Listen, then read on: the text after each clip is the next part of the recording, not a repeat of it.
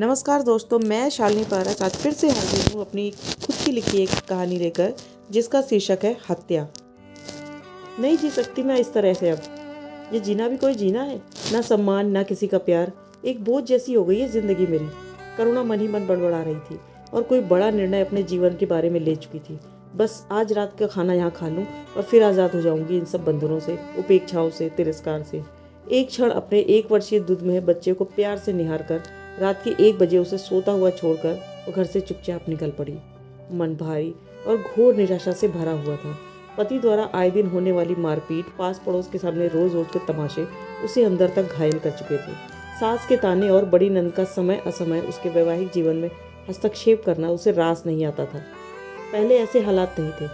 उसे आज भी याद है वह दिन जब उसके पति नरेश अपनी माँ के साथ उसके चाचा के घर उसको देखने आए थे। सुंदर, सुशील और गौरवर्ण की करुणा जिसे देखते ही नरेश को उससे पहली नज़र के प्यार जैसी अनुभूति हुई थी। शायद करुणा को भी वह पसंद आ गए थे, पर उसकी पसंद नापसंद का कोई खास मतलब नहीं बनता था, क्योंकि एक दुर्घटना में माता पिता की मृत्यु के बाद उसके चाचा चाची ने उसे पाला था। अपने जन्मदाताओं को खोने के बाद अन्नदाताओं के समक्ष अपनी इच्छा और अनिच्छा प्रकट करना उसके अधिकार क्षेत्र में नहीं था। हाई स्कूल तक पढ़ाई करने के बाद जब अब 11वीं की कक्षा में उसने प्रवेश लिया तो साथ पढ़ने वाले लड़के कैलाश को उससे प्यार हो गया। कच्ची उम्र का प्यार जिसमें समझदारी कम और उमंग ज़्यादा होता है। नादानी में आकर उसने सब कक्षा के सामने करुणा से अपने प्यार का इजहार कर दिया और यहीं से करुणा का बुरा समय प्रारंभ हो गया।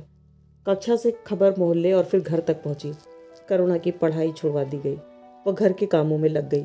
आज इस बात को 6-7 वर्ष हो चुके हैं, परंतु करुणा आज तक यह न समझ पाई कि इन सब में उसकी क्या गलती थी। खैर, नरेश ने उसे पसंद करते ही शादी के लिए हाँ कर दी और उसकी शादी हो गई।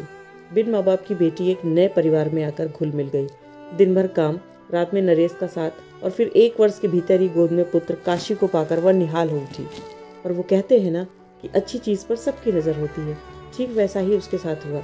बड़ी ननद जब मायके आकर भाभी की बड़ाई सुनती तो आग बबूला हो जाती, क्योंकि उसके ससुराल में उसके साथ बहुत बुरा सलूक होता था। नंदोई दिन रात शराब के नशे में धुत रहते और घर में छोटी छोटी बातों के लिए उससे झगड़ा करते थे। आए दिन मारपीट करते, कभी कभी तो उसे खाने को भी नहीं देते। रोती बिलखती जब अपने मायके आती तो भाभी पर सबका स्नेह देखकर वह जल भुन जाती। माँ और भाई दोनों उससे सहानुभूति रखते थे और इसी का फायदा उठाकर उसने धीरे धीरे अपनी बातें मनवाना शुरू कर दिया। फिर हर बात पर अपनी राय देने भी शुरू कर दी। घर में सब उसको खुश रखने के चक्कर में उसका अतिरिक्त ख्याल रखने लगे, परंतु धीरे धीरे उसकी यही हरकतें करुणा के जीवन में जहर घोलने लगी। जब वह जाती तो सासू माँ के दिमाग में इतना विष घोल जाती कि माँ समान सास बेटी जैसी बहू को शक की नज़र से देखने लगी। पिताजी अक्सर घर से बाहर रहते थे काम के सिलसिले में। महीने में 8 या 10 दिन ही वो घर पे रुकते थे। उन दिनों सबका व्यवहार बड़ा अनुशासित रहता, परंतु यह नाटक ज़्यादा दिन नहीं चलता। उनके जाते ही बड़ी नद का आना, पति नरेश द्वारा करुणा के काम में खोट निकालना, सास द्वारा छोटी छोटी बातों पर विष भरे ताने देना प्रारंभ हो जाता। 2 दिन पहले तो हद ही हो गई जब उसकी सास ने उसे एक छोटी सी बात पर नंद के कहने पर कमरे में बंद कर दिया और काशी को भी उसे गोद में नहीं लेने दिया। वह दुधमुहा बच्चा माँ के सानिध्य के लिए तड़पता रहा, परंतु उन दोनों ने जबरन दूध की बोतल उसके मुंह में लगाकर उसे तृप्त करने की नाकाम कोशिश की। बेचारा रोते रोते थककर भूखा ही सो गया। भूख से बेहाल उस रात चैन से सो भी न पाई। रात में नरेश ने आते ही उसे खरी खोटी सुनाई और अपनी शारीरिक तृप्ति करके दूसरी ओर मुँह करके सो गया। माँ पिता का बचपन में देहांत हो जाने से उसकी बाल सुलभ इच्छाएं तो मर ही गई थी। जीवन के यौवन की दहलीज पर 4 दिन देखे सुनहरे सपने भी अब दम तोड़ने लगे थे। पूरे 2 दिन बिना कुछ किसी से बात किए वह घर के कामों में अपने आप को व्यस्त रखे रही। एक काशी ही था जो कुछ पलों के लिए उसके चेहरे पर मुस्कान ला देता था, पर सासू माँ उसे भी अपने पास ही रखने लगी थी।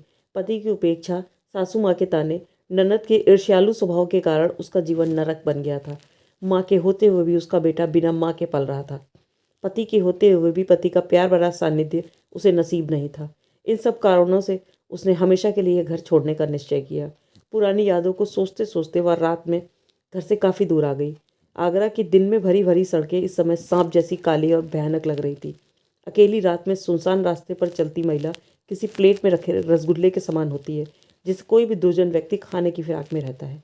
यादों के झरोखों से बाहर निकलते ही वह वर्तमान में लौटी तो आसपास का माहौल देखकर वह भयभीत सी हो उठी। सनसनाती हवा और दूर एक पान की दुकान पर खड़ी पुरुषों की जमात उसे घूर घूर कर देख रही थी। उसे देखते ही उनमें से 2 आकृतियां धीरे धीरे उसकी ओर बढ़ने लगी। किसी अनहोनी की आशंका से करुणा के कदम ठिठक गए। पीछे मुड़कर देखा तो विचारों के गोते लगाते लगाते वह घर से काफ़ी दूर आ चुकी थी। उन आकृतियों का आकार अब बड़ा हो गया था। कुछ और हाथ उसे अपनी ओर आते हुए प्रतीत हुए। डर और आशंका से उसकी छाती धौंकने की भांति चलने लगी। अपने को उन आकृतियों से बचाने के लिए वह पीछे की ओर मुड़ी और जोर से भागी, परंतु यह क्या, उसकी साड़ी का छोर तो किसी ने कसकर पकड़ लिया था। अब वह न भाग सकती थी और न वह रुकना चाहती थी। गंदी बदबूदार सांसें और कर्कश वाणी में डूबे गाली नुमा वाक्य उसके कानों में पहुंचकर उसको असहनीय पीड़ा दे रहे थे। अस्तित्व और आत्मसम्मान की लड़ाई लड़ते लड़ते आज वह अपनी इज्जत बचाने की दहलीज पर आ गई थी। धूर्ततापूर्ण हंसी और गंदा स्पर्श उसे अपने शरीर पर महसूस होने लगा। चारों ओर नज़र दौड़ाकर उसने अपने आप को बचाने का उपाय ढूंढने की कोशिश की। इससे पहले कि वह हाथ उसके वक्षस्थल पर पहुंचे, उसने अपने दांतों से उन हाथों को जोर से काट लिया। एक दर्द भरी चीख के साथ वह पकड़ ढीली हुई और वह साड़ी के पल्लू को कमर में खोंसकर उन आतताइयों की विपरीत दिशा में भागी। इस समय उसके अपने दोनों हाथों में अपनी साड़ी की प्लेटें पकड़ रखी थी और उन्हें घुटनों तक चढ़ा लिया था, और जितनी शक्ति से वह भाग सकती थी भाग रही थी। उन आतताइयों की घूरती चीरती निगाहें उसे अपनी पीठ पर महसूस हो रही थी। हड़बड़ी में वह पास की एक गली के अंदर घुस गई और वहां खड़ी एक कार के पीछे छुप गई। उन आतताइयों की आकृतियों ने थोड़ी दूर तक उसका पीछा किया और फिर वह वापस लौट गई। करुणा ने यह देखकर चैन की सांस ली और थोड़ी देर तक वहीं छुपी बैठी रही। मन में यह विश्वास हो गया कि खतरा अब टल चुका है, तो वह उठी और उसके कदम अपने आप ही अपने घर की ओर मुड़ गए, उसी घर की ओर जिसे वह हमेशा के लिए छोड़ देने का निर्णय ले चुकी थी। मन में एक सवाल था, यदि वह बाहर के दुर्जनों से अपने सम्मान की रक्षा करने में सफल हो गई तो घर में अपनों के बीच वैसा क्यों नहीं कर पाई। आत्महत्या करने निकली करुणा ने स्वयं अपने अंदर की उस करुणा की हत्या कर दी जो अपने आत्मसम्मान और अस्तित्व की रक्षा के लिए दूसरों के व्यवहार और उम्मीद पर जीवित थी। आज उसके अंदर एक नई करुणा ने जन्म लिया था, जो सक्षम थी, सशक्त थी और आत्मविश्वास से भरी हुई थी। Thank you.